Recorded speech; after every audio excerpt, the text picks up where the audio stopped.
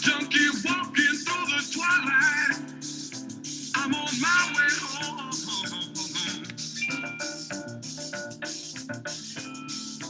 I left 3 days ago, but no one seems to know I'm gone.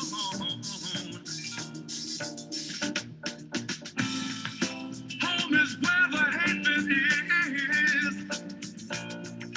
Home is filled with pain, and it might not be such a bad idea if I never went home again. Stand as far away from me as you can and ask me why.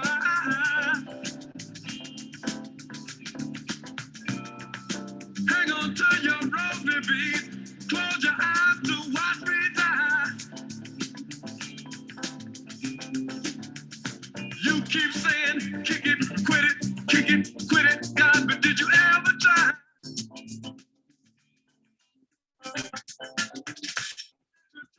Sick soul inside out, so that the world gets what you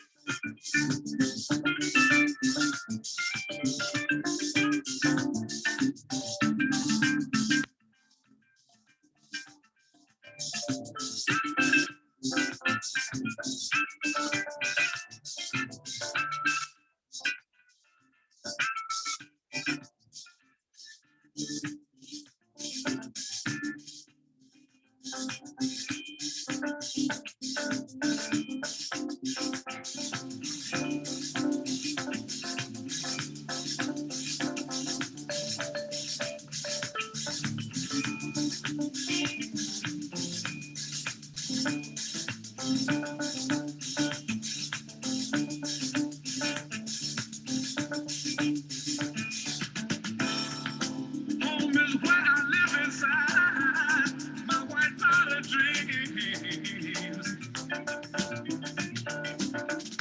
Home was once an empty vacuum that's filled now with my silent screams. Home is where the needle marks tried to heal my broken heart, and it might not be such a bad idea if I never went home again, home again, home again, home again. Kick it, quit it, kick it, quit it, kick it, quit it, kick it, can't go home again, home again, home again. You know I can't go.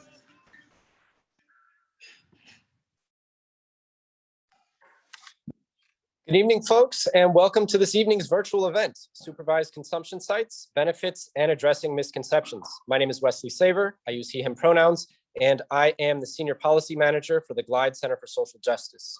Before we get into our program, there's a couple items I'd like to address. First, we'll start by honoring the indigenous land. We acknowledge that we are on the unceded ancestral homeland of the Ramaytush Ohlone, who are the original inhabitants of the San Francisco Peninsula.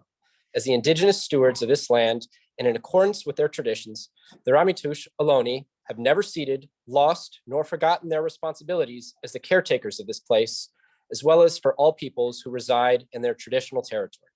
As guests, we recognize that we benefit from living and working on their traditional homeland. We wish to pay our respects by acknowledging the ancestors, elders, and relatives of the Ramaytush community, and by affirming their sovereign rights as First Peoples. Thank you. Now, some logistics for the evening. During the presentation, everyone has been muted. You're welcome to keep your camera off. Please share any questions or comments using the chat feature, and our panelists will answer them at the appropriate time. Finally, we want you to be prepared to both expect and accept a lack of closure. Although we'll be covering a lot, we won't be able to solve everything in one evening. Now, moving on to the agenda. First, I'll introduce you to our panelists and provide some history about the Safer Inside Coalition. Then, my colleagues will share their experience, research, and work involving overdose and supervised consumption services. Following the presentations, we'll have some time for Q&A. Let's meet our expert panelists. Daniela Watke is a harm reduction worker and activist in the San Francisco Bay Area. She has worked in healthcare and syringe access for people who use drugs since 1999. Alex Kral is a distinguished fellow at the nonprofit RTI International, is an infectious disease epidemiologist with expertise in policy-relevant community-based research with urban poor populations. Dr. Kral is the principal investigator or co-investigator on several studies of the relationship between infectious diseases, criminal justice involvement, substance use, harm reduction, and poverty. He has authored or co-authored more than 200 articles in peer-reviewed journals. He has conducted several studies on safe consumption sites. Dr. Leslie Soon is a board-certified internal medicine physician and a health services research fellow in the UCSF National Clinician Scholars Program. She completed medical school, primary care internal medicine, residency training, and her Master of Advanced Sciences in Clinical Research degree at UCSF. Before medical school, she worked at the San Francisco Department of Public Health and Tom Waddell Urban Health Center, where she helped develop quality improvement programs to improve care for patients experiencing homelessness. Her research focuses on using mixed method research and implementation science to improve health systems, policies, and outcomes for people who use drugs. And finally, Sam Rivera has over 29 years of progressive experience in social services. His primary focus of expertise lies in criminal justice reentry, HIV/AIDS, harm reduction, addiction recovery, and mental health. He currently serves as the executive director of New York Harm Reduction Educators and Washington Heights Corner Project, two emerging harm reduction organizations that provide services to active drug users and sex workers in northern Manhattan and the South Bronx, many of whom are low income or homeless, as well as of color and LGBTQ. He brings to this role his several decades of cutting-edge service provision expertise and a commitment to social justice. He has dedicated his professional career to ameliorating the harms associated with the war on drugs, racism, sexism, structural inequality, and mass incarceration, and will continue to work to end systemic as well as systematic barriers to populations that are most vulnerable. I can't say it enough. This is a great group that we have this evening, and I'm so excited that we have so many people attending who are interested in engaging with this material. Without further delay, let's begin. Safer Inside. To give you a little history about the Safer Inside Coalition, it is made up of several organizations that have been fighting for supervised consumption services in San Francisco since the spring of 2015. It started as a group of people working in the Tenderloin neighborhood who came together to discuss public safety, particularly around individuals injecting drugs in public on the streets. For those of you who are not from San Francisco, the Tenderloin, where Glide has been located since 1929, is one of the city's most culturally diverse neighborhoods, but also the most impoverished. Syringe access service programs and other harm reduction providers like Glide and San Francisco AIDS Foundation joined the group, and ultimately, after an inclusive process of exploration and evaluation, the solution that the coalition arrived at was to implement supervised consumption services. On this slide is the broad-based stakeholder group, which included, but was not limited to, people who use drugs, community-based organizations, researchers, academics, medical institutions, and city entities. This partnership was in part supported by the Tenderloin Health Improvement Partnership, or TLHIP, through St. Francis Foundation and St. Francis Memorial Hospital. Movement building in San Francisco. Here, we have a broader picture of the work that's taken place since 2015, along with some other notable details. At the bottom, for each year, you can see the associated number of overdose deaths in San Francisco. We already discussed what happened in 2015. In 2016, a survey was conducted of over 200 Tenderloin and South of Market neighborhood people who use drugs and found that 84% injected drugs outside in public, 43% did not have stable housing, 68% reported sharing syringes, and 90% indicated that they would utilize supervised consumption services if they were available. A cost-benefit analysis conducted that same year found that every dollar spent on a supervised consumption site in San Francisco would generate $2.33 in savings. In 2017, a 15-member task force and subsequent report assessed and supported the implementation of SCS in San Francisco. In 2018, the Safer Inside demonstration site was hosted at Glide. The same year, then Governor Jerry Brown vetoed AB 186, authored by Assemblymember Susan Eggman, which would have allowed for supervised consumption services in San Francisco. His note included the comment that AB 186 is all carrot and no stick. All carrot and no stick. From 2019 to present day, there have been a number of notable details. AB 362, also by Assemblymember Eggman, was introduced in 2019, but was ultimately withdrawn. It would have allowed for supervised consumption in San Francisco and Oakland. In 2020, Oregon voters overwhelmingly passed Measure 110, which decriminalized possession of small amounts of almost all drugs, taking a groundbreaking step away from the arrest, charge, and jail model for possession.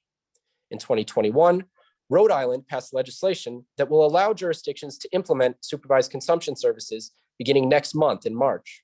Also in 2021, Senator Scott Wiener introduced Senate Bill 57 in California, which would allow for supervised consumption in San Francisco, Oakland, and Los Angeles.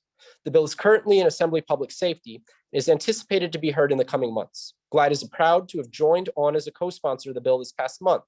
If people are interested in supporting this legislation, the sign-up link will be shared in the chat so people can get involved. Finally, in December of 2021, New York City implemented 2 supervised consumption sites, which we'll hear more about later this evening. And with that, I'm going to pass it over to Daniela, who's going to speak a bit more about Safer Inside, the drug overdose crisis, and share her experience. Thank you, Daniela. Thank you, Wes. Hey, everyone. Thank you so much for coming out tonight. We really appreciate your interest in this topic. So I'll tell you a little bit more about the Safer Inside Coalition and hopefully have an opportunity to speak to you a little more about my personal experience tonight. But who's in Safer Inside? Well, we've got a rainbow of people. We've got people who use drugs, people who are in recovery, members of the community, harm reductionists, advocates, service providers for the community. We've got doctors, researchers, medical professionals. We've got a wide range of experience for folks coming in who are interested in this topic. And speaking of my own experience, I came into the Safer Inside Coalition as a person who uses drugs, and now I'm in recovery. So we've got a lot of variety. Next slide, please. So the goals of the Safer Inside Coalition are to reduce the environmental trauma of public drug use for everyone in the community. We also want to improve drug user health and reduce overdose deaths. We want to reduce the impact of stigma. Stigma and shame is a huge issue that perpetuated my own use, and harm reduction serves people with dignity and love, increasing their feelings of self-worth. So that's very important to us. We want to improve the health of the whole community, not just people who are using substances. We want to reduce syringe litter and other drug paraphernalia on the streets. And we want to advance evidence-based harm reduction interventions for people who use drugs. We're all about the science. Next slide, please. So at the center of Safer Inside is the health and well-being of people who use drugs or who have used drugs. We want to ensure that what we're doing is something that people are going to be engaged in, that's driven by their needs and their requests, because we want it to work. It's for them.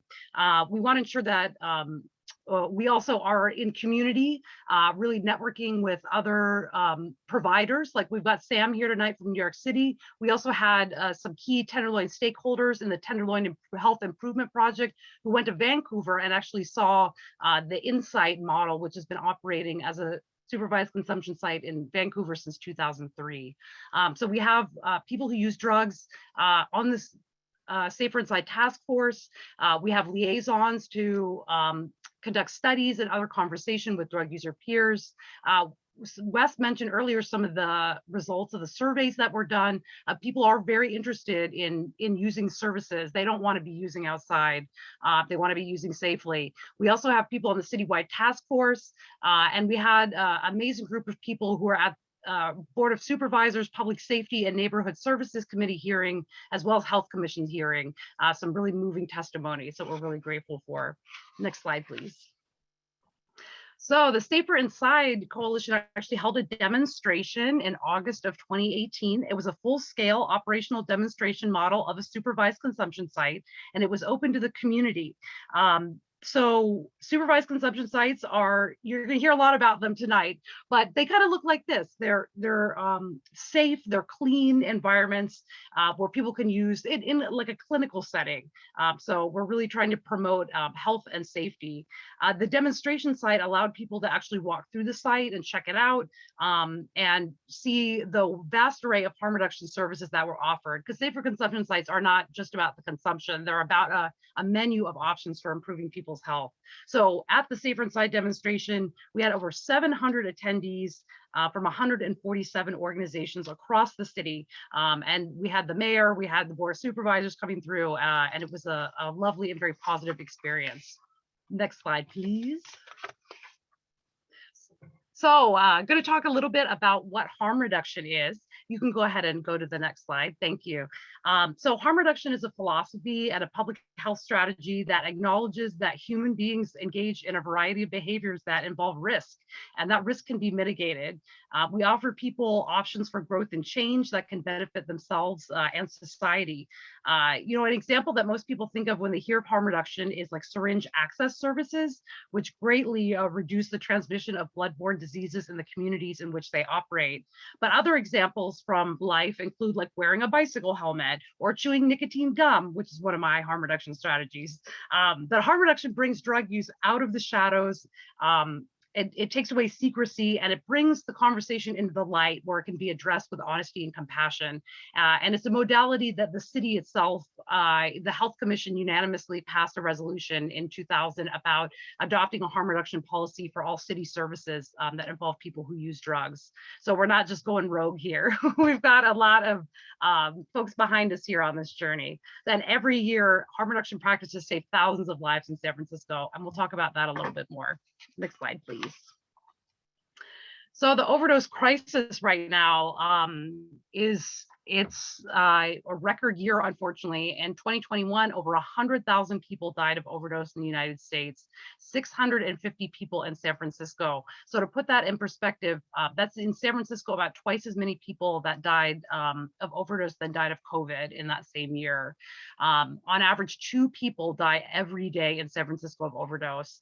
But the good news is we have a vast network of naloxone and Narcan distribution across the Bay Area, and we had at least 8,000 overdose reversals last year, lives saved. And that's probably a dramatic undercount because a lot of the folks who are doing the reversals are also in community with people who are using, and sometimes hard to get the records from that. But it's just been a really effective strategy, even in the face of these increasing overdoses.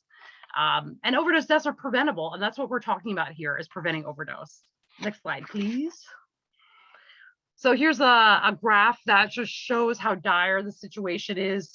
Again, 650 accidental overdoses in 2021. The most in 2020, it was 712. So gratefully, we are still at a very high level, but it did not increase this year, probably because of the efforts of people in distributing naloxone throughout the community. So just a few little facts about the people who overdosed and died. 40% of them lived in the Tenderloin or Soma, 20% of them lived in the Intermission or Nob Hill, and 40% of people lived elsewhere. One interesting fact is that 73% of the people who overdosed and died had a fixed address. So we're not just talking about folks who are out on the street using, but we're talking about a real need for strategies to prevent overdose in people who are using alone, which is isolation can be a big driving factor in use. I know it was in mine, and it definitely contributes to the mortality figures. So safer consumption sites offer non-judgmental, compassionate care for folks who might otherwise die alone. So that's it for my part. I'll hopefully get a chance to speak to you more a little bit later about my experience, and thank you so much for listening. Thank you, Daniela. Now I'm going to pass it over to Alex, who's going to share his research on an unsanctioned safe consumption site in the United States. Alex? Thank you very much, and thank you for inviting me to come and present today. What an amazing team of people, all the panelists at this point, very impressive. So thank you. I've been conducting research and community-based research on drug use in San Francisco since 1993, conducted a number of studies throughout that time, and most recently, the last few years, been evaluating safe consumption sites around the country, and conducted quite a bit of research on this topic. This presentation, I want to, of course, call out some of my important co-authors on this, including Leslie Soon, who's going to be speaking later today, but also Barrett Lambden, Lynn Wanger, Erica Brown, and Pete Davidson. So next slide, please. So basically, what are safe consumption sites? Really, at their core, they're basically places where people can use pre-obtained drugs under the supervision of a health professional who's equipped with either oxygen or naloxone or naloxone. These sites are also called supervised injection facilities or overdose prevention centers, which is one of what they're calling it in New York, and what Sam will speak to after I present here. These have been legally sanctioned for over 35 years at this point. First in Europe, but then also in Australia and Canada. There's over 150 cities around the world in 11 countries that have had these sites over all these years. And then, as I just mentioned, the first sanctioned site was just opened in the United States by Sam and his team. It's actually 2 sites, but in New York City last November. And one thing really to keep in mind around these sites is that, you know, there have been tens of millions really of uses at these sites around the world these last 35 years, and no one's actually ever died of an overdose at one of these sites. And so that's an important thing to keep in mind. Next slide, please. And so there is you know, whereas this is relatively new here in the United States, this is, as I said, not new to the rest of the world. And so there's a really very deep bench of rigorous science and evaluations around the world that have looked at and examined the effectiveness of safe consumption sites. You know, what these show is that people who use these sites, you know, it reduces overdose deaths, it reduces HIV, viral hepatitis, and risk behaviors. It reduces the frequency of drug use. And it also improves their access to health and social services. And finally, and quite importantly, it does increase access to medically assisted treatment. So drug treatment, it actually helps get people into drug treatment. But not only does the evidence show that this works for the people who use them, it also shows that the impact on the community is quite positive. And so these studies have shown that it reduces public injection and improper disposal of needles in the streets. It also can reduce drug-related crime and violence, and finally reduces the demand for ambulance services for opioid-related overdoses. So that's a review of the global science on this, and as I said, there's a really rigorous scientific evaluations of these all over Europe, Canada, and Australia. Next slide, please. So what we were able to do was evaluate what's been an unsanctioned safe consumption site in the United States, and this was opened by a community-based organization in an unnamed location in 2014. So now 7 years ago. This site basically had 2 separate rooms, one where people were injecting drugs, one for people to be post-injection to spend time after they've injected. There were 6 stainless steel tables and also a table for assisted injection there as well. And then importantly, and this is the big piece, right? There was trained professionals who were stationed in each room in case something should go awry, including overdoses. They have safe and sterile equipment, and then also any equipment that's used is also then, and you can see in the picture here, these red buckets, is also stays in the center and is disposed of in a safe way. And so that's why, you know, people are using with sterile equipment, and they're also making sure that equipment, once they use it, is being disposed of in the right way. They have an oximeter and a naloxone on site to help monitor people's oxygen levels in case they're going to overdose, and then naloxone on site in case they are overdosing of an opioid related overdose, and then a tablet for inputting data. So let's look at the findings that we found in our evaluations so far. Basically, what we did for our research methods was 4 different things. We had site data, which basically showed every time somebody used a site, it was put into a tablet when they were using it, and also if they were overdosing, that was also marked down. And then we did a quantitative cohort study of 495 people who inject drugs in around those neighborhoods right there. And then we interviewed them and surveyed them both at baseline, but also at 6 months and 12 months to see what happens over time with folks. And that way we were able to compare people who use the site to people who don't use the site and see what happens. We also had a secondary analysis of crime data from that city. So we looked at crime data, and I'll show you some of that. And finally, some ethnography and qualitative interviews as well. Okay, next slide, please. So this, the first piece that we published in the New England Journal of Medicine in 2000 basically looked at, how many injection events were there at the site, and how many overdoses were there, and what happened to those overdoses. And if you look at the bottom line, which is the total, during this 5-year period that we analyzed this, there was about 10,000 times that people injected drugs in there. And during that time, 33 people overdosed had an opioid overdose. And none of those 33, ended up in someone dying. And so, in fact, none of those times, those 33 times, was 911 or an ambulance even needed to be called, because they could simply use naloxone right then and there, and the person came right to, and they were fine. So that's really the biggest piece right here, is that what we've seen for this site in the United States is what we've seen everywhere else in other countries, which is, people do not die of overdoses if they're at one of these sites. Next, please. We also looked at emergency department visits and hospitalization. So this is the cohort study, and what we did here was we compared people who use the site to people who don't use the site, and these are all people injecting drugs. And what we found was that the people who used the site were 27% less likely to visit an emergency department, and actually had 54% fewer emergency department visits, and that's quite amazing right then and there.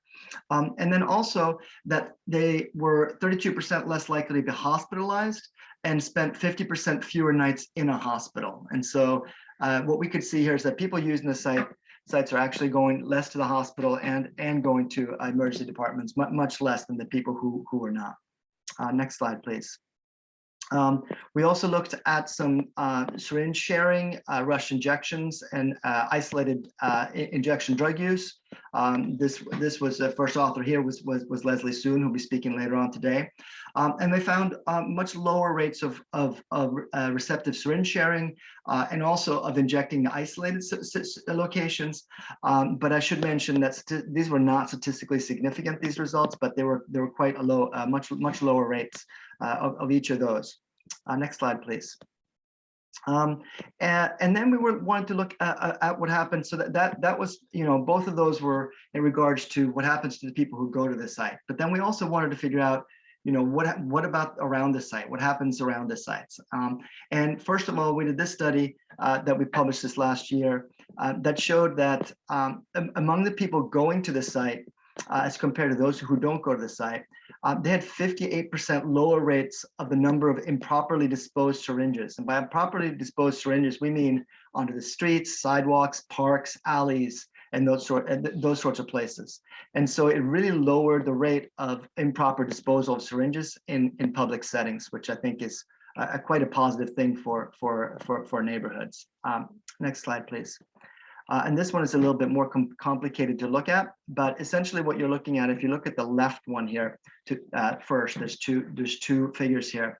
What you see is we basically looked at 10 years of crime data in that neighborhood, and we compared. We basically drew a 500-meter circle around the site, and then we compared it to 2 other sites that were farther away, one adjacent and one a little further away in the same city, to look at what happened to the crime in that place. And what you'll see is the dotted line that's going vertically there. So we had 5 years to the left of that of crime data, and then we had 5 years of data after the site was opened to the right of that dotted line. And what you see in the green is that's the neighborhood immediately around the safe consumption site. And crime was actually in the 5 years up until they opened was actually slightly going up, as you see. And then what happened once it opened, actually crime started going down. And so it actually did, it reversed the trend of going up, and it actually started going down after that. The blue is an adjacent neighborhood, which you'll see basically stayed flat essentially the whole time. And so it didn't have the same effect as the site did. The red was another neighborhood which saw kind of a similar situation as the green neighborhood. But certainly what we take home from this is that these sites actually help reduce crime, or at least it certainly doesn't increase crime if you implement one of these sites in a city. Next, please. Let's see, in the interest of time, because I think I'm probably going a little bit late, I'm going to skip the next couple of slides. We're going to skip this one to the next one, and then we'll do one more, skip to one more. So basically, just to summarize, at this point, safe consumption sites basically help the people who use them by preventing overdose deaths, by preventing emergency department use and hospitalization, and by reducing stigma and improving community. And then also what we found was that safe consumption sites help the neighborhoods in which they're located by reducing crime, as well as reducing syringes in public settings. So last slide there, just an acknowledgement and thank you to all the people who work at the site who are purposely left off because of legal, the site not being legal site. But obviously they're the ones who did all the work, and the participants who went there. These are the people to be thanked for sure. That's where all the work is really happening. Also, there was a large research staff who was involved in doing this work, and I want to thank each of them as well as the study participants. And then finally, Arnold Ventures, which supported the evaluation of this site. So thank you so much, and back to you, Wes. Thank you, Alex. As a reminder, you can submit your questions or comments using the chat feature, and we'll answer them at the end. We're fortunate to be joined by our next panelist. I'm going to pass it over to Sam, who will discuss the good work that's being done in New York City. Thank you, Sam.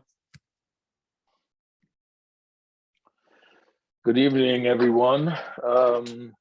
It's really a pleasure to be here. I want to thank you first for inviting me to join you all. The only complaint I have is that this is on Zoom and I'm not in San Francisco, so that's not cool.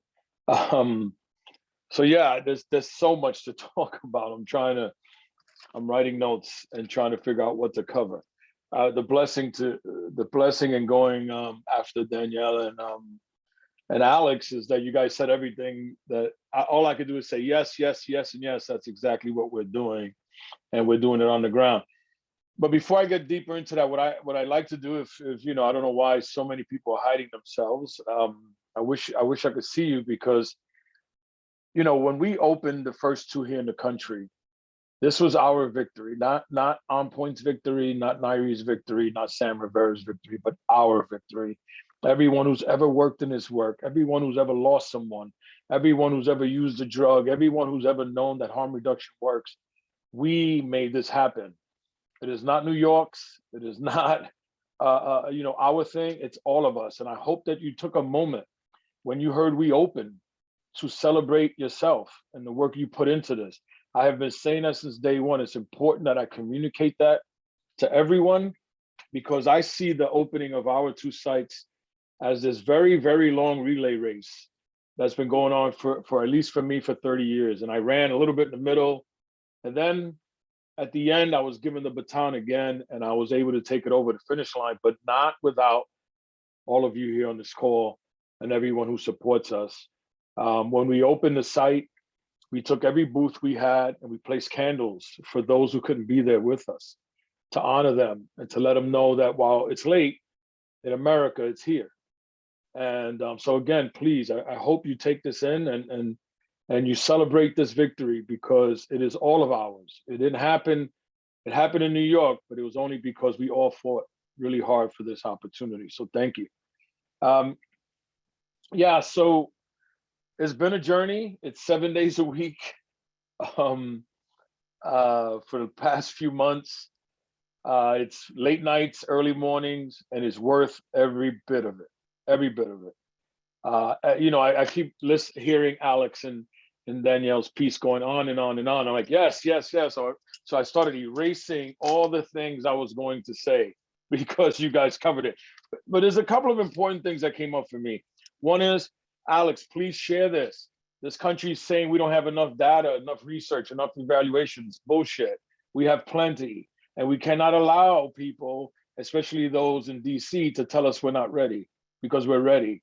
and we need more to open immediately. We have had tremendous success. Everything we thought would happen and more.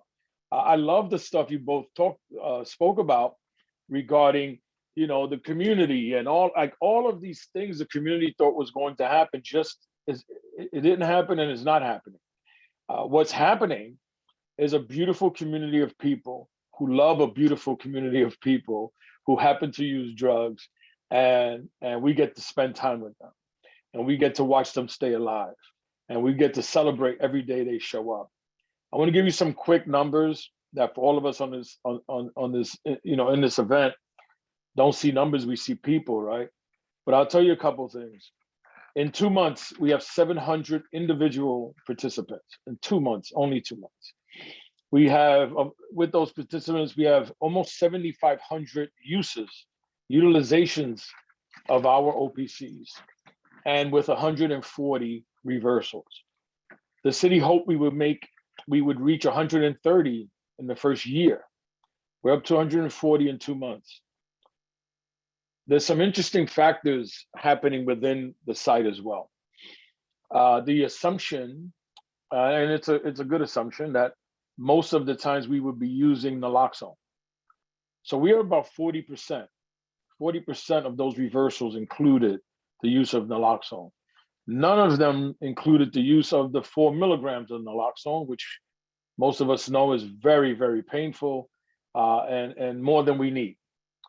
That said, if it keeps someone alive and you have it, use it, please. We are using other strategies like agitation and oxygen, and then finally moving in with naloxone. And the naloxone, we are using it in microdosing by using injectable naloxone, which is really a very, very different experience for the user. What I know and what we've seen is because of that approach, they're coming back. They were able to go through that process in a very different way. What I want to add to that as well is, and I say this to anyone who wants to open, please do your best to have as many wraparound services attached, embedded into your program. We have had a number of people come in, use our site, and immediately engage in another program. A number of them have already, I wish I could give you the number, but I cannot. But a number of our beautiful participants have already left the OPC program and are using BUP instead. That's a blessing. And for those of us who've been doing this work, when someone is actively using in that moment, if they're willing to switch to BUP, something happened that's life-changing. These are all things I celebrate, and I celebrate with you. We just had this week, actually last week, we got a call. So we've been partnering and battling a little bit the New York City Parks Department. So across the street from our location at 180th Street on our Washington Heights side, our pier model, there's a big park. And that park has a lot of activity, a lot of drug use, and has been criticized for years now. We received a call last week from the Parks Department asking us what we're doing differently in the park, because we do have an outreach team that collects syringes, et cetera, other paraphernalia. And we received a call from the Parks Department and said, what are you doing differently? There's a problem. So when we asked what the problem was, they said they averaged 13,000 syringes a month. And last month they had 1,000 syringes. We have the other 12. And that's victory. That's what the two speakers before me, that's what both of you spoke about. That if we do this, we know that the impact is much bigger than the stories people make up. The nonsense people are putting out there. We're in the process now. My last 4 or 5 media interviews were all around the fact that some crazy people are taking, most of us, again, on this call, have been fighting for SAMHSA to finally turn around and fund harm reduction. They're putting $30 million into harm reduction, and some fool turns around and says $30 million to buy crack. It's a shame. And that's why we have to continue to share the truth and this information so that people understand the impact safe consumption programs have. The reason why we call our space safe consumption is because you can use in every way possible. So you can smoke and you can inject, et cetera, et cetera. And that's very important, especially for our folks in New York City. We want to be able to give them every opportunity to use so that they don't say, well, I can only use this and go elsewhere. Very quickly, we have two models. We have a peer model and a medical model. All of our staff, like many of yours, I'm sure, are trained to respond to an overdose like an RN would. So we also train the community about how to respond to overdose. In the beginning, something that was very interesting was staff saying, was that an overdose? Was that actually an overdose? Because they got in so quickly, we see it happening, we engage immediately, and then the staff will say, I don't know, did I just reverse an overdose? And we're like, yes, you did. And there are big differences. We ran an unsanctioned program for 6 years. And so people were in the bathroom, we check in, but that overdose happens the minute after we check in, as 3 minutes go on. That's a long time for someone to be in the middle of an overdose. So today, our folks have as much time as they need to sit there and use, to chat, because that's what's happening now. Many of them are engaging. I have a new girlfriend, well, not really, but I have a participant who hated the mirror when we opened.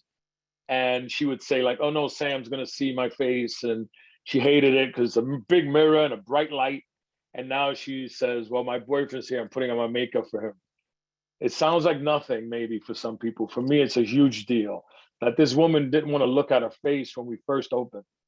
And now is like telling me to come look at her as she's putting on her makeup. And it gets me a little emotional because that's the stuff you're not going to capture necessarily, written down. It's this beautiful experience.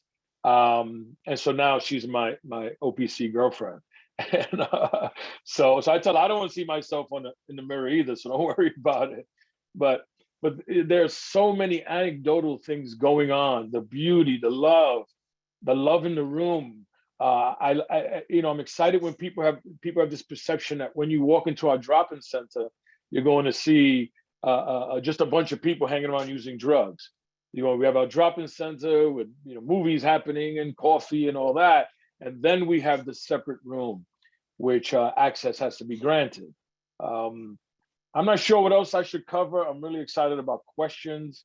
I'm really excited about supporting San Francisco and opening immediately as soon as possible. I know it's doable. We don't want to be the only ones. Please, somebody open. But it's very important that we do this right. It's very important that we take some of the lessons we've already learned and make sure we do it right, and make sure our board members are safe, our staff are safe. I have to tell you, if it was the previous administration, it would have been a very different process for me as the person who had to make the decision, because I have basically 100 families and 100 staff members and board members, etc. I'm a person with lived experience. I've been to prison, and I remember doing some really hardcore advocacy in the 90s. And the minute my colleagues, my friends would say, all right, we're going to chain ourselves up to get arrested, I was like, no, not me. I already did time. I'm good. I'll see you guys tomorrow. I took this on knowing there was a possibility that I would get arrested. And this was something that was worth it. So it's still a possibility.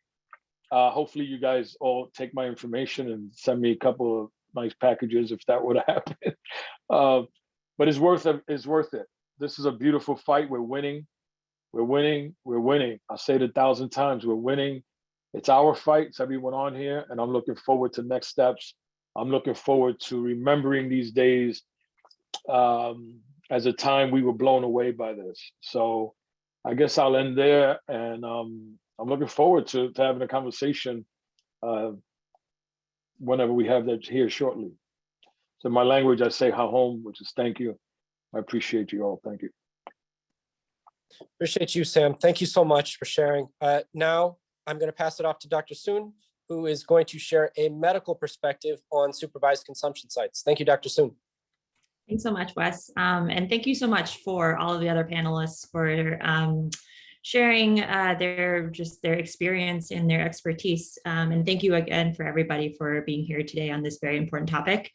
I wanted to share that I'm not only speaking as a physician, but I'm also speaking as someone who was born and raised in San Francisco. So I've lived here my entire life. And as someone who really cares about the city and our neighbors who are really affected by this overdose, it really means a lot to me to be here and to talk about this with my neighbors.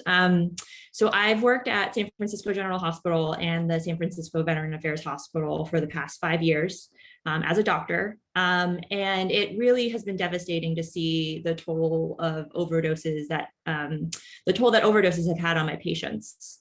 I'll share a story about a patient that I met last year at San Francisco General who was hospitalized for a life-threatening infection. And he'd also been using heroin for the past 10 years of his life. He was a veteran who'd served in Vietnam, and he was unhoused at the time. So we treated his infection, he got better, and he was really open about his drug use. He said he was really worried, really scared of overdosing because he'd already overdosed in the past in his life, and it was just absolutely terrifying to him.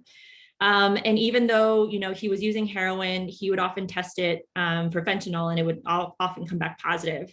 And he said that he was really scared because a lot of his friends had passed away from fentanyl, which we know is more likely to cause overdose than heroin. And so we talked to him, we said, are you interested in starting a medication like buprenorphine or methadone, which is, as we know, is really effective in reducing deaths. And he was interested in methadone, but he was really worried because he was, facing homelessness and also all these medical conditions. And he wasn't sure if he would be able to go to a clinic every day to get his methadone, which in this country is required, where people have to go to a clinic every day just to get their medication. And so he wasn't quite ready yet. And so we really focused, on ways of keeping him safe. We gave him naloxone, we gave him safe supplies so that he, when he was using drugs, he wouldn't get diseases like HIV or hepatitis C. And we also got him connected with a primary care doctor, which he was really excited about because he'd been having trouble accessing that outside of the hospital. And after he left the hospital, he did really well for a few months where he started thinking he told his doctor, I'm thinking of starting to cut down and maybe look into, getting housing and looking for jobs, especially through the VA where there's lots of resources. But during COVID, his girlfriend passed away unexpectedly, and he started to use more to cope with his loss. And then unfortunately, about a month later, I found out through his doctor that he had overdosed and he had died. And so these stories are really heartbreaking, just because as physicians, anytime anything goes wrong, we always think about, what could we have done differently? And something, what do we change in our practice day to day so that the same tragedy doesn't have to keep repeating itself. And I think, my patient was going through a really tough time in his life after losing his girlfriend. And in tough times, drugs are a really, compelling way for people to cope with everything going on.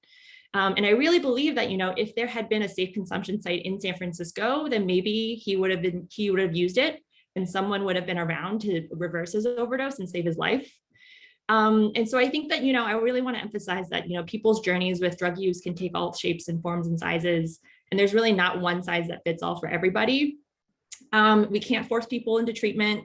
We know that we can't arrest our way out of this crisis. And I think it's really compelling to start thinking of ways that, have a lot of evidence like safe consumption sites, but are, a little bit unconventional in this country. And I think, we've tried all of the abstinence-based models. We've tried arresting our way out of this and it hasn't worked. So why not try something different? And why, instead of doing the exact same thing and expecting different results, I feel like this is an opportunity to really meet people where they are and really offer them a way to connect with services and a way to keep them safe. So we need all kinds of tools to meet people where they are, and safe consumption sites are one way to do that, of a way to keep people safe. And they can actually, people who use the site can actually start to take a breath. They can not worry about getting arrested. They can not worry about overdosing, and they can actually start to imagine what does life look like outside of their drug use, and start taking steps towards whatever goals they have. And so it was really amazing to hear Sam's experience about, what's been going on in New York City. And I really hope that, San Francisco can start celebrating the same joy and the same wins as soon as possible, because I think, our overdose crisis in this city is just really dire. So thank you so much. Thank you, Doctor. Let's transition to Q&A. We've received lots of thoughtful questions during the course of the presentations. Please do keep submitting them, and hopefully we'll be able to get to them all. Panelists, I'll read a question and you're all welcome to jump in and provide an answer from your perspective. Our first question for our panelists is, why would someone in recovery support supervised consumption services?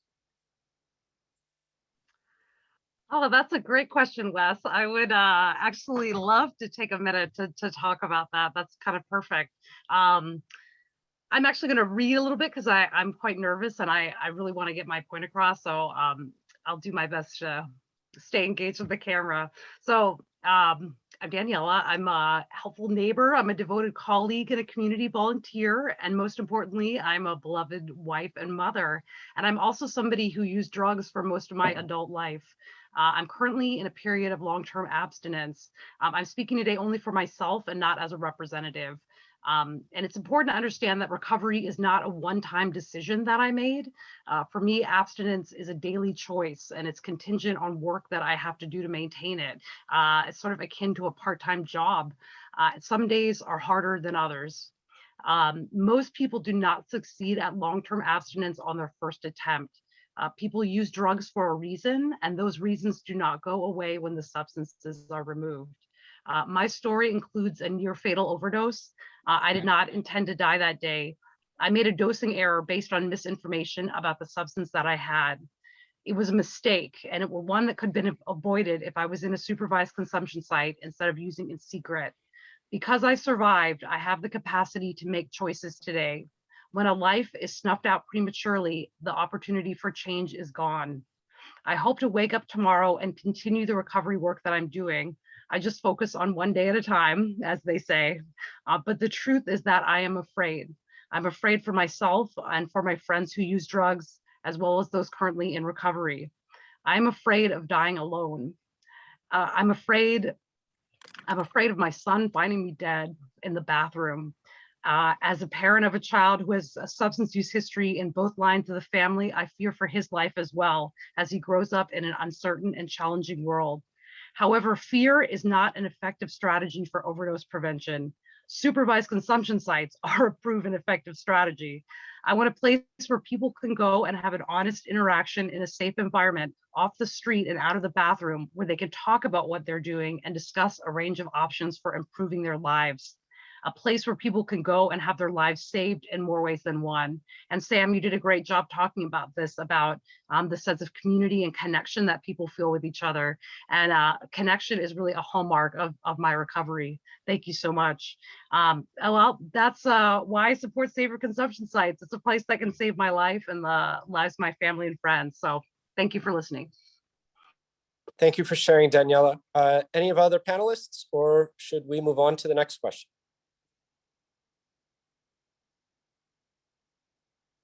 Okay. Are there any cities or states that have taken an interest in opening supervised consumption sites now that New York City has opened too? I'll be happy to answer that. I'm on the phone every day after work, sometimes during work. 15 cities at least so far, up to date. Many cities. They want to do it. As we know, this is why when I said in the beginning, harm reductionists all over the country who know this is going to work want to open theirs. And we want to be available to support them in every way possible. Someone asked a question to me in the chat. Yes, we have documentation. Yes, we have policy and procedures. Actually, we're working on them again, so they're not ready to be shared. But it is our responsibility to support our peers to make sure they're next. So the answer is yes. Many cities are calling. Many cities have already visited us, and more to come. So many, yes. I can add to that as well.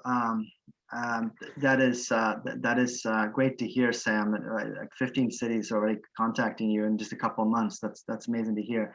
The other thing to add, and I think Wes, I think you mentioned this a little bit in passing on the front too. I mean, we also do have the state of Rhode Island, which did pass a bill and sign into law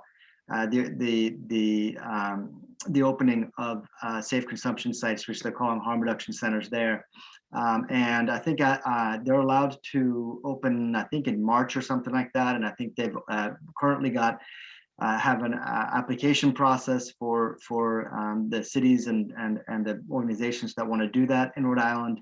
And so I think that's another place that we know that's the only place that's legislatively done this in the U.S. at this point.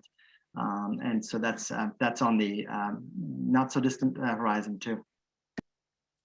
Thank you both. And the next two questions are both similar, so I'm going to read them together.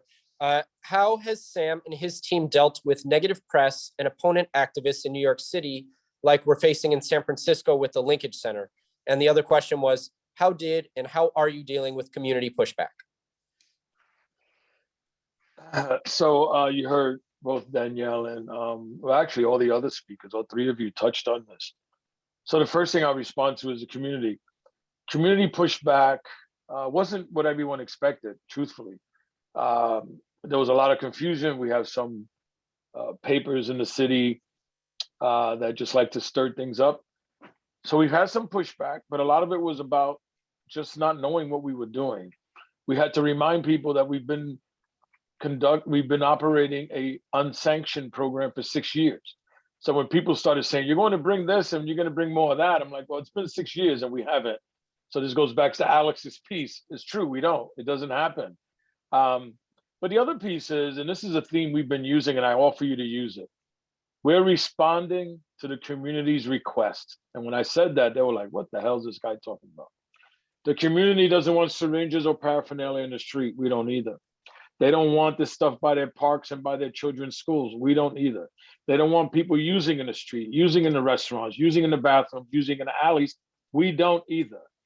The difference and what we've done, I used to say crazy, but I use a different C word. We were courageous enough to open an OPC. We were courageous enough to open a safe consumption site, and we bring them in. So we responded to community requests. These folks aren't leaving. You know, they asked this woman yesterday, one of our participants yesterday, and a media person asked her why. And she said, I'm going to use whether it's here or down the block, I'm going to use. But now that I could come here and receive love and support and have access to take a shower, wash clothes, and eat a decent meal, that's why I'm here. So we dealt with pushback in that way. The other thing is we exposed. We were very transparent to come visit.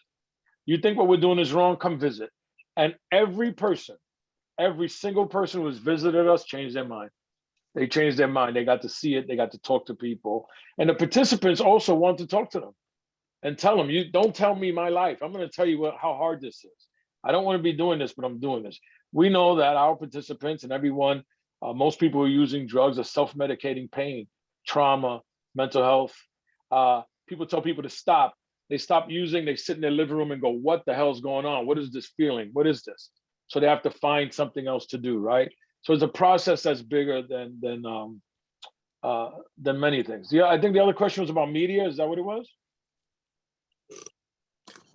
Correct. Yes, the negative media coverage as well. Yeah, so we had some negative media coverage. Again, mostly misinformation. I attacked it. We attacked it head on.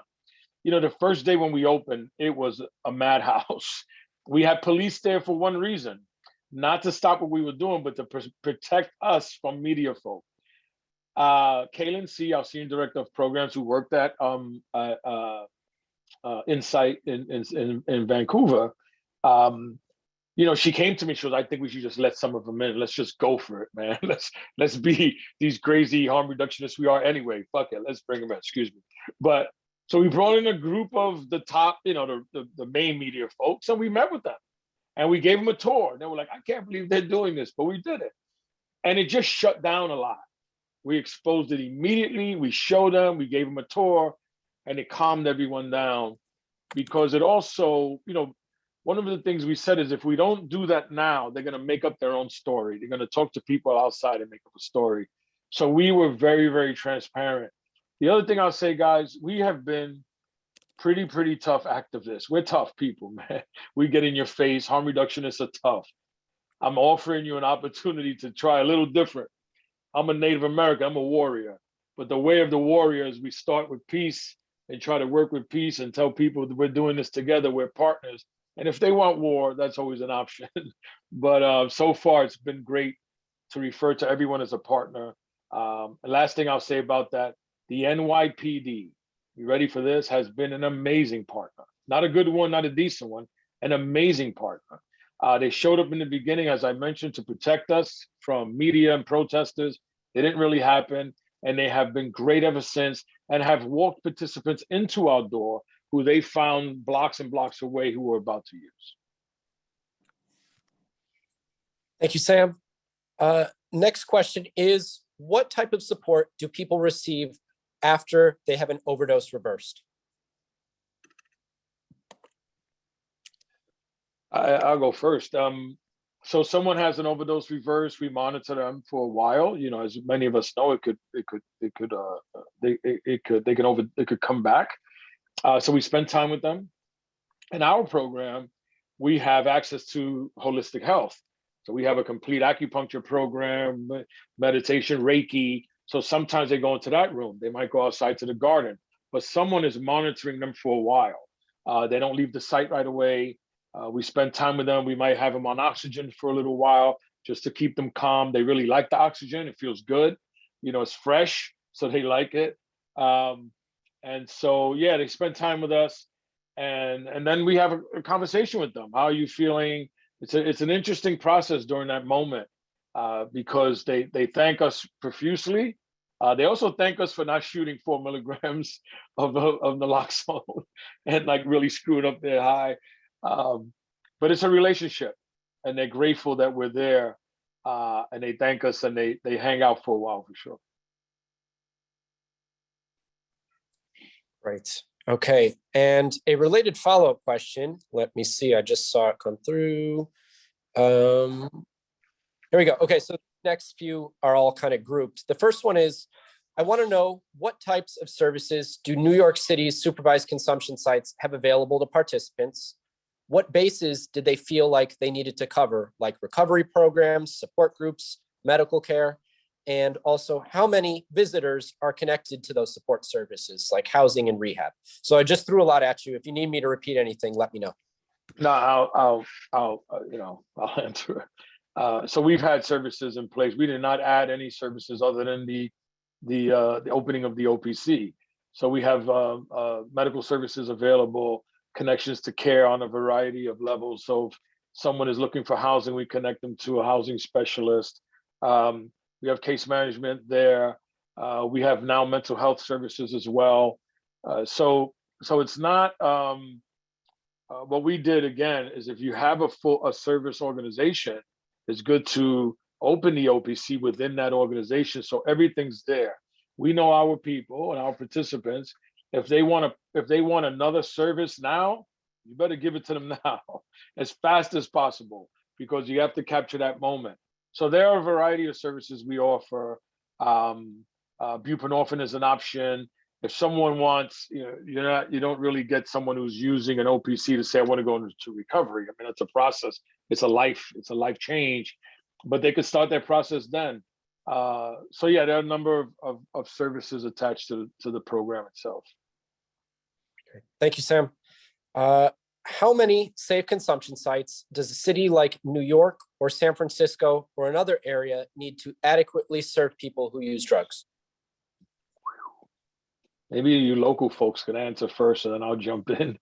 But I mean, in New York is a little different, but if somebody else wants to answer, then I could jump in, or I could go first. Yeah, we should give you a little bit of time to breathe too. You're getting all the good questions for good reason, because you're the one doing this work. So I understand why people want to know what's going on over there, and really appreciate all the answers that you've given so far. I'm learning a lot from you. I was on the commission, the task force that Wes referred to at the beginning of the call, the mayor's task force on safe consumption sites. This is now 3-4 years ago. The recommendations, which I believe are on the San Francisco Department of Public Health website in general, the recommendation of the task force, and that task force had, it had a lot of different people on it, from San Francisco Police Department to business owners, and lots of different kinds of people on there. But I think if I recall correctly, that the recommendations from that was to have multiple of these sites, not just one site, and for them to be in many different neighborhoods, at that point. And I think, if we look at it, it's tough to get an accurate count of how many people are using drugs, obviously because these are illegal and stigmatizing behaviors. So we don't really have a count of that.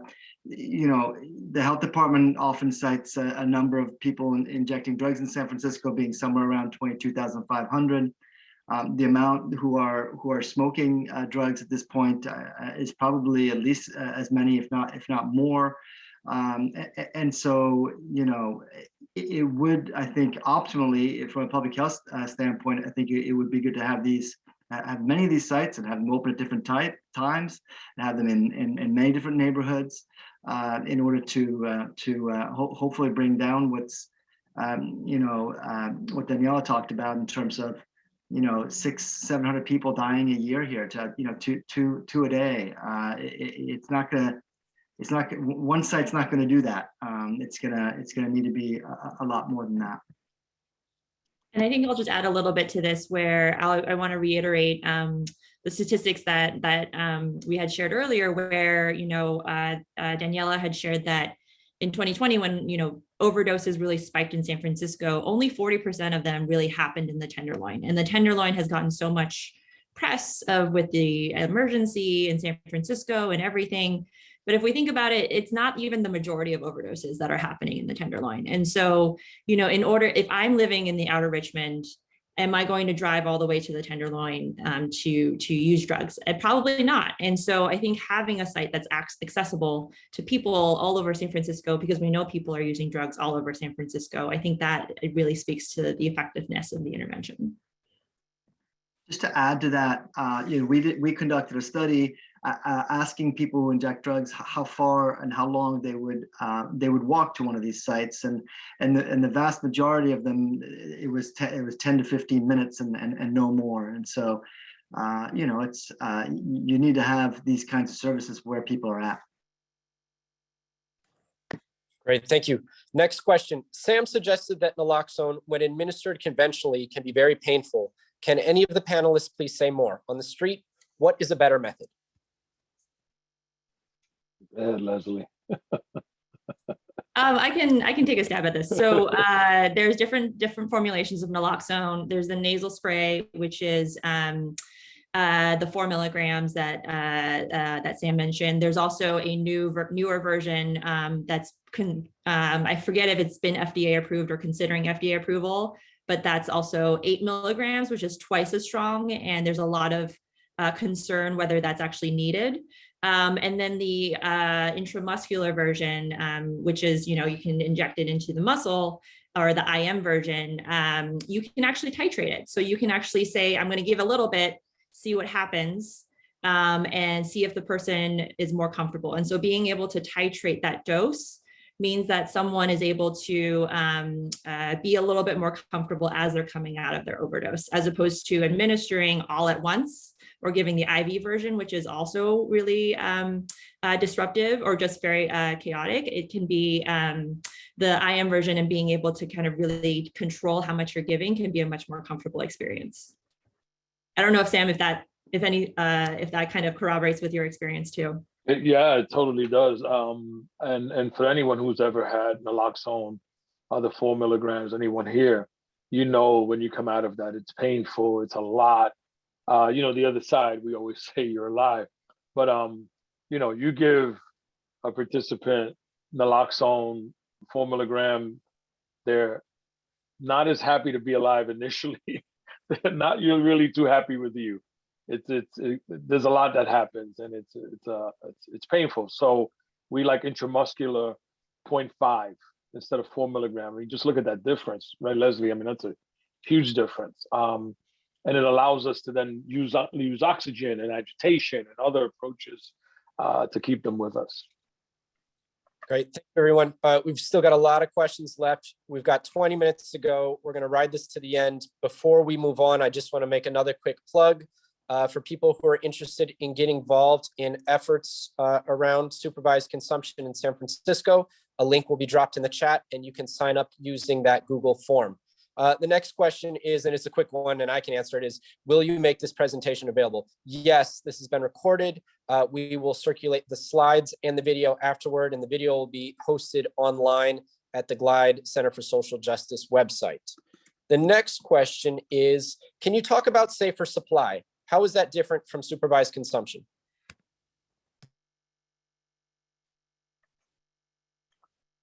Well, I'll just say quickly, safer supply is what we give at the supervised consumption site. And then, I mean, so I think when we look at harm reduction in the beginning, way in the beginning, when we were going into places called shooting galleries, the safer supply was really about reducing all kinds of risk, primarily back then, hepatitis, and still today, HIV. So the supplies are one element of the process. So for instance, Alex talked about this too, and this is very important. When someone comes into our site and uses our site, they leave with nothing.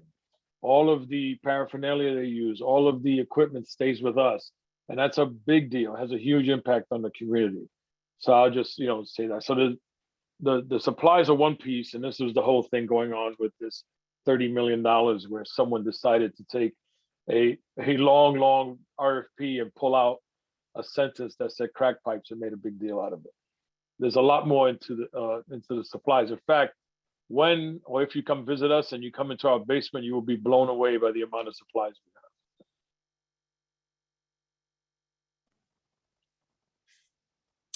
Does OnPoint or any other unsanctioned site have documentation they'd be willing to share with other cities or organizations that want to emulate what you built? I'm thinking protocols, how-tos, things of that nature. Yes, data. We have put out a very quick report. We're waiting for MMWR to decide whether they're going to give us the thumbs up. Very, very quick report, but it was important to get it out there. Once it's approved, we'll share with everyone. We have a lot of data we're collecting. We knew that was important. We're not really to share outcomes yet, but we are collecting. This is why I'm able to give you really on the ground numbers on what's happening at the moment. As far as all of the other information, again, we can share stuff. We will be sharing stuff. My preference, just because of the how you want to run these, especially in the United States and with everything we have to deal with, we are more than happy and willing to come out and work with individual organizations to partner with you and make sure we do it right. So we're ready. We're putting together all our policies. I'm actually having to send someone some information. Just very quickly, things to think about. Insurance, bank account, separate. We are not allowed to use any funding, city, state, or federal, to pay for the operation of these programs. So we have to use unrestricted funds, donations, etc., which is very difficult and is getting a little tight, to be quite honest. So if you want to donate, please donate. So that's the big thing, and that's the fight I hope we're all still reminding ourselves we have to be in. We have to get this federally approved so we can run them in the healthiest way possible. So there's health insurance, insurance, separate bank accounts, how you're paying staff, the structure. It's a lot of work, and just handing people paper, I just don't think is enough, but of course we'll be happy to support anyone in any way we could. Great, thanks for that two-part answer. Next question. You mentioned Rhode Island. Where in the state will they be opening a facility or facilities? What happened to the supervised consumption site that was going to open in Philadelphia? In Rhode Island, they're basically going through a process right now whereby, and I think it went live last week, I want to say, whereby organizations and cities they basically are applying to choose to do this. And so we don't know where it's going to be in Rhode Island or what cities or what organizations are going to do that until the applications have come in and they've been approved. They require that the local city also approve of it in some sort of I think there's an official way that they need to sign off on it there. But so we don't yet know where that's going to be in Rhode Island. That was the second part of that question. What was it, Wes? What happened to the supervised consumption site that was going to open in Philadelphia? Yeah, so that's still, they were ready to open, and that's been basically under litigation at this point. Originally, the Trump administration, basically tried to shut it down and prevent it from happening. The legal case went back and forth a couple of times. And then there's currently under a final appeal, and I believe the Department of Justice is imminently going to be responding to that in the next couple of weeks or something like that. There's a kind of a final response that was going to. The Supreme Court decided not to view it, not to review it. And so then I think the Department of Justice has to have some sort of response in the next couple of weeks, as far as I know. Great. And we've been working closely with the city of Philadelphia, the service providers, and we're ready to head down immediately. Next question is, are people willing to travel to OPCs? Get me in trouble with this one. And the reason why I say that goes back to a question before about how many we need open. In New York City, there are millions of people and it feels like 10 feet. So yes, they're willing to travel. But again, the reason why I say you're going to get me in trouble is the two communities we're in, rightfully so, are concerned about people coming from all over the place to come into their communities. And I respect that. I get that. So that's why, the answer before is yes, we need to open more. We need many more. Even just Manhattan alone, we have two. That's only, Harlem and then Washington Heights, which is like uptown and then way uptown, but nothing south, which is a big deal because there are a lot of people in Lower Manhattan and in Brooklyn who will come to Lower Manhattan to utilize those spaces. Great. Thank you, Sam. And as I said earlier, we did a survey for this of asking people injecting drugs. The majority of them are really only willing to go, 15 minutes, walk or in some sort of way spend 15 minutes. So I don't know how much we would see. I just agree with Sam. If you only have one site, there might be more of that. I think that there need to be many of them optimally, but even if you only have one, I don't think that we're going to come very far. Yeah, I agree. The other thing, I'm sorry, I really want to say this before I forget. We're not open 24 hours, and that's a shame because that goes back to what Alex just answered. I guarantee if we were open 24 hours, people would travel further because then they'd probably spend a lot more time in the center and maybe wait to, they could stay around a little longer. I got to tell you, every night we close, it hurts. It hurts. Yeah, oh my God, it really hits my heart because I know people have to wait till the next morning. So it's in planning. We have a 3-phase plan. So later this summer, we should be opening 24 hours, but it hurts to close. Yeah. How many people can one brick and mortar supervised consumption site reasonably accommodate? Is there a recommended size for a program? How many staff are needed per participant?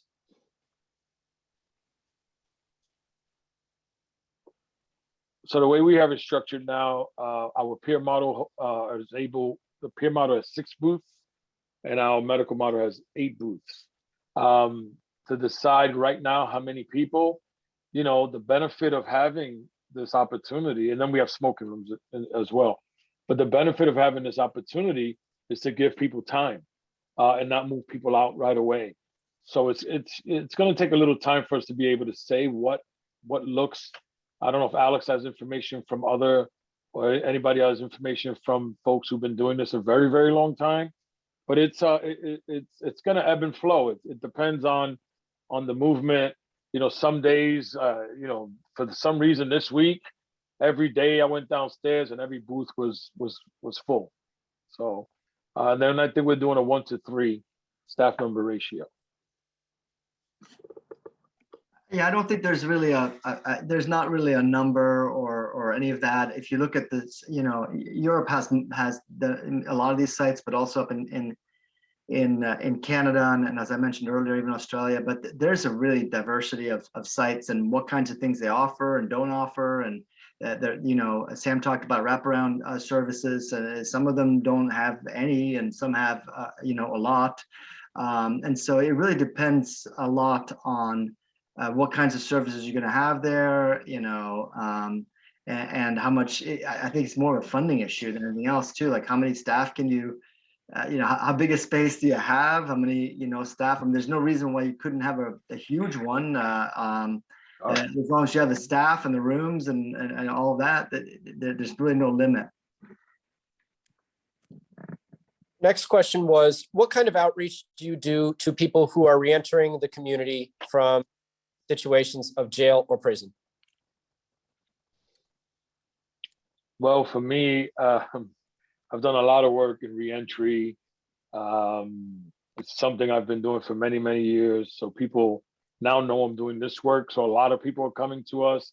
Believe it or not, we've had so much success with hiring folks who came out of the system, who came to us, who are elated to be doing this work, who love it, who just keep telling us how much they wish they had this kind of opportunity.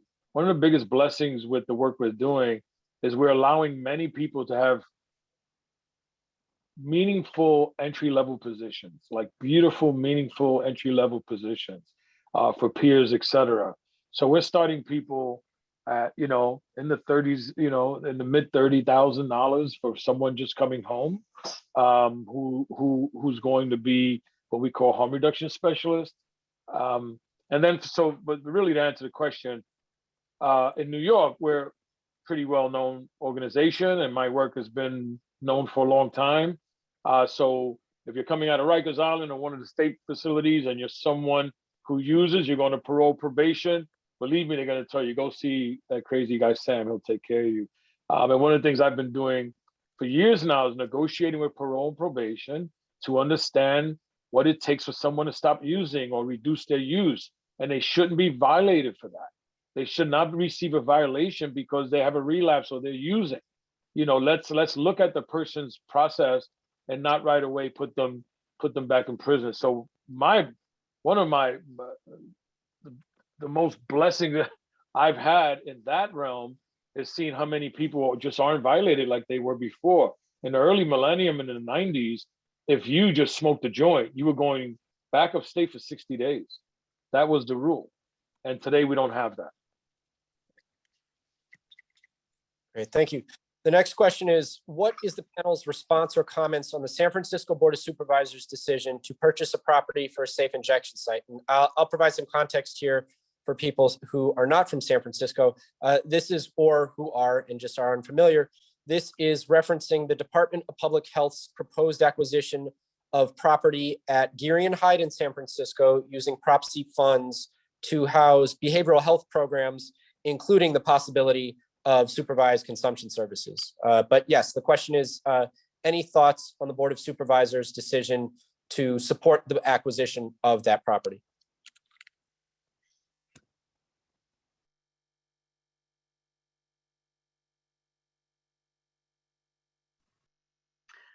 My short opinion on it is that, I think it's a great first move. It's a little bit out of the neighborhood, is one of the complaints that I've heard about it, that people wish that it had greater proximity to some of the pockets of people who are using. But I'm thrilled that the Board of Supervisors is getting behind something involving us. Yes, I don't know if somebody else has more details.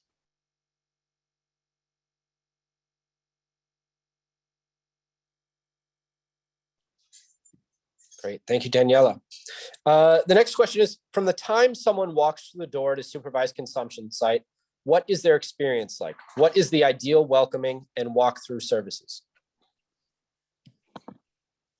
So someone walks into the site, they're welcomed. I mean, we're in New York, so we have to take their temperature, make sure they're wearing a mask still. They come in, we ask them what they're here for. Not everyone's walking in to use the consumption room. So if they are, they're immediately told, and you know, if they've been already, they know the routine, but they go to meet someone by the room. They always have an assessment that's filled out, which asks them what are they going to use, how much, what do they need, and then we ask a series of questions. Have you had an overdose in the street recently? And there's a series of questions we're asking folks. And then we ask them to wait. And while they're waiting, we offer them coffee or whatever, you know, water, something comfortable. Sometimes if they're already connected to a case manager, they'll ask to see their case manager while they're waiting. We don't want people sitting around. They get a little, you know, they get a little anxious.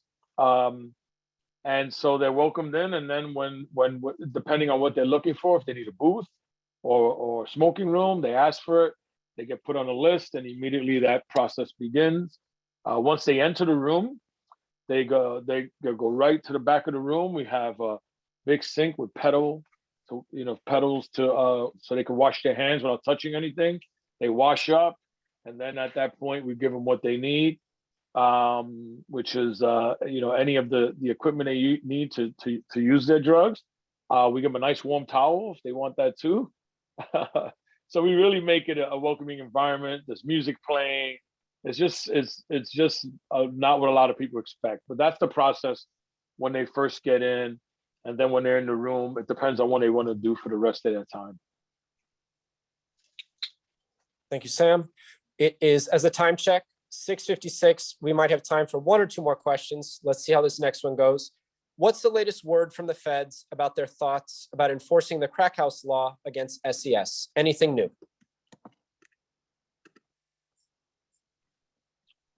Well, they put out a statement, which I was happy about it. You know, DOJ hasn't said anything, and quiet was good. We were happy with that. They put out a statement. I don't know if people here read Raul Gupta's piece on when DCP put out a couple of weeks ago. So I challenged him because he said he was talking to the experts, and they just sound like Samson was talking to CDC and CDC was talking to the White House. And I'm like, those aren't the experts. So what I challenged them with is saying, we are the experts. We're the ones doing the work. We have to be at the table. So it's the same thing I'm saying to DOJ. Bring us in. We appreciate the conversation. It was great to read harm reduction put out by ONDCP, SSP, syringe access programs. To read that in their statement was beautiful, but they're missing something. If we know if we're not at the table, we're on the menu. So we need to be at the table, which is what I'm challenging them on with. So quiet's been good, and now they put out a statement, and their statement is they're monitoring what we're doing, and they're going to figure out what they do next. And we got two more questions that I think we can get through. The next one is, what do you do about underage visitors to the SES?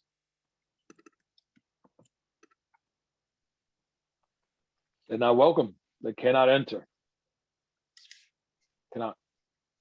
Thank you. Also, if it's your first time using, you cannot use with us for your first time. Next question is, can you convene monthly meetings like this? It's needed for advocacy. I will drop my email in the chat. If anyone would like to set up a community meeting and invite members from the Safer Inside Coalition to come and speak to a group, we can set something up. And you can also sign up using that Google form that was put in the chat to get plugged in. That would probably be the best next step there. We'll also make this, like mentioned earlier, we'll make the recording available to the group. It is 6:59. I want to pause now because we are going to wrap things up at 7 o'clock.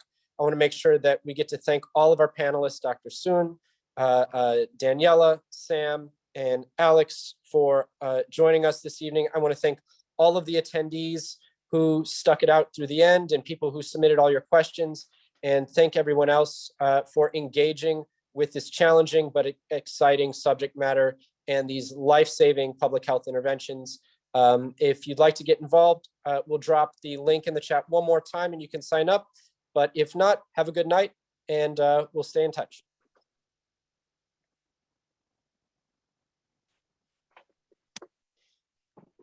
Thank you.